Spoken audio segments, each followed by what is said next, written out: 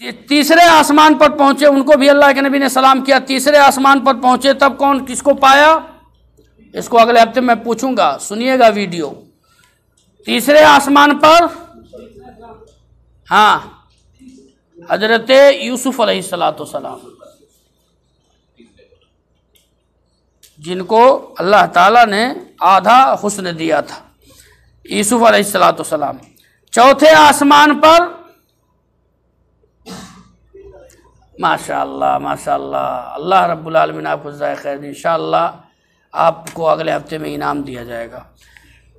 इदरीस अलैहिस्सलाम कितने आसमान पर, चौथे आसमान पर हजरत इदरीस अलैहिस्सलाम। पांचवें आसमान पर हजरत हारून और हजरत हारून अलैहिस्सलाम सिर्फ। कौने आसमान पर, कौने पर, पांचवें पर। छठे पर हजरत मूसा अलैहिस्सलाम, छठे आसमान पर हजरत मूसा अलैहिस्सलाम। और सातवें पर हजरत इब्राहीम अलैहिस्सलाम। कहाँ थे हजरत इब्राहीम, बैते मामूर, बैते मामूर के दीवार से तेग लगा करके बैठे हुए थे। बैते मामूर से दीवार से तेग लगा करके बैठे हुए थे। और एक बैतुल मक़दिस के पास, एक चीज़ मैं भूल गया, बैतुल मक़दिस के पास आसमान में जाने से पहले अल्लाह के नबी सल्लल्लाहु अलैहि वसल्लम को दूध और शराब पेश किया गया था। दूध और शराब, रक्सी, दूध और शराब, रक्सी इसको बोलते हैं, जिसको विक्सी बोलते हैं, विक्सी क्या बोलते हैं, विस्की। अल्लाह जज़ाकल्लाह खैर, विस्की। ये दो चीज़ें पेश की गई बैतुल मक़दिस के पास। अल्लाह के नबी सल्लल्लाहु अलैहि वसल्लम ने दूध की प्याली को उठाया और पी लिया। तो अल्लाह के नबी सल्लल्लाहु अलैहि वसल्लम से जिब्रील ने कहा, नबी अगर आप विस्की पिए होते तो आपकी उम्मत गुमराही के रास्ते पर चली जाती। आपने दूध को चॉइस किया। सातवें आसमान पर हजरत इब्राहीम अलैहिस्सलाम, जो बैते मामूर से तेग लगा करके बैठे थे, वो बैते मामूर जिसमें रोजाना 70,000 फरिश्ते इबादत करते हैं, फिर क़यामत तक उनकी बारी नहीं आएगी। फिर आप सल्लल्लाहु अलैहि वसल्लम को कहाँ ले जाया गया, सिदरतुल मुंतहा। कुरान की कौन सी आयत है, सिदरतुल मुंतहा कहाँ लिखा है, किसी को याद है? सिदरतुल मुंतहा इंदहा जन्नतुल मावा, यक्शा सिदरत मा यक्शा मा ज़ाग़ल बसरु व मा तग़ा। अल्लाह ताला ने कुरान में सूरह नज्म में बताया है। और सिदरतुल मुंतहा यह है क्या, बहरी का दरख्त। उसका अल्लाह के नबी ने वसफ़ क्या बताई है, उसके वस्फ क्या है, उसकी खूबी क्या है, वो कैसा है? हाँ क्या बड़े हुए? उसका पत्ता जो है, पत्ता बैर का पत्ता दुनिया में कितना बड़ा होता है? हाँ छोटा होता है ना।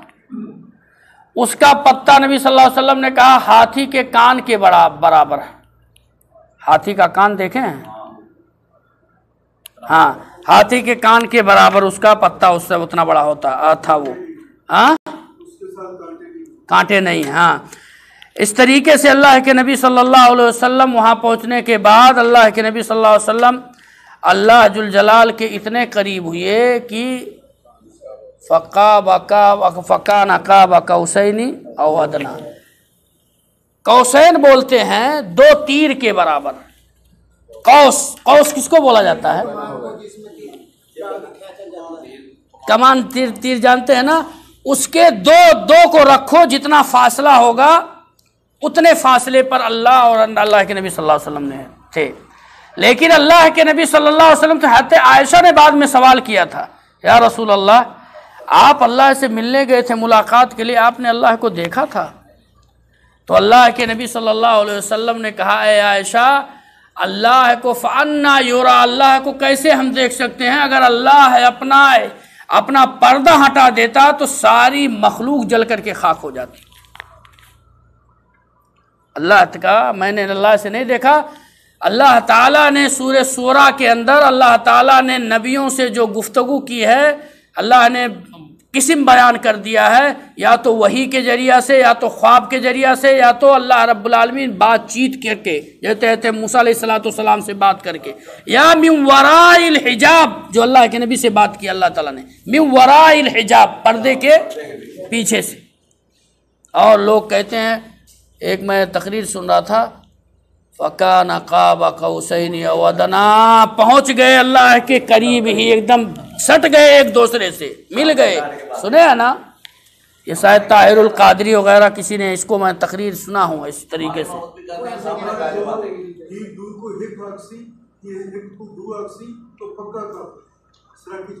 अच्छा, क्या मतलब? हाँ, दोनों एक हो गए, यानी एक हो गए।